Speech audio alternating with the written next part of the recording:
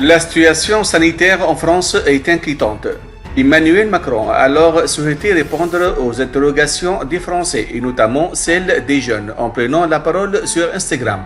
Ce mardi, il a publié une nouvelle vidéo où il répond à l'interpellation d'un internaute. Cinquième question, la France est le seul pays à utiliser le pass sanitaire et devient un pays liberticide. Alors, je serai le premier à être heureux qu'on abandonne le pass sanitaire, le masque, les gestes barrières contre le virus. Ça voudrait dire une chose très simple, c'est que la bataille serait alors gagnée et qu'on en aurait fini avec l'épidémie. Mais ça n'est malheureusement pas le cas. Nous sommes en train d'affronter la 4e vague et il nous faut donc continuer à prendre des mesures pour sauver des vies, protéger chacune et chacun.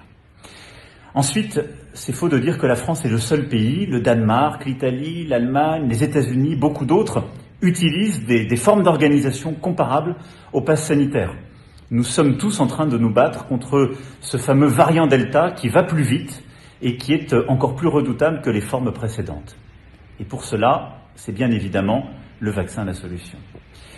Et puis, troisième chose sur laquelle je voulais insister, c'est que si nous n'avions pas le pass sanitaire aujourd'hui, on serait obligé de refermer, c'est-à-dire de faire porter la contrainte sur tout le monde. Avec le pass sanitaire, on l'a fait porter uniquement sur celles et ceux qui ne se sont pas encore fait vacciner et en leur demandant de se tester pour protéger les autres. C'est un exemple tout simple que je peux vous donner. Je suis aujourd'hui dans le département du Var.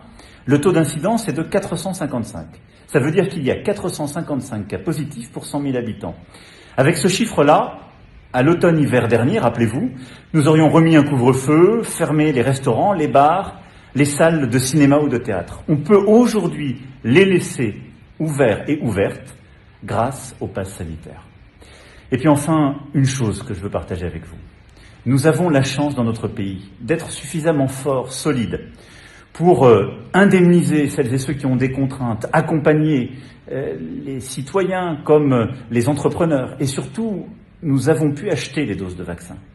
Là où dans d'autres pays, au Brésil comme ailleurs, les gens manifestent pour avoir des aides et des vaccins.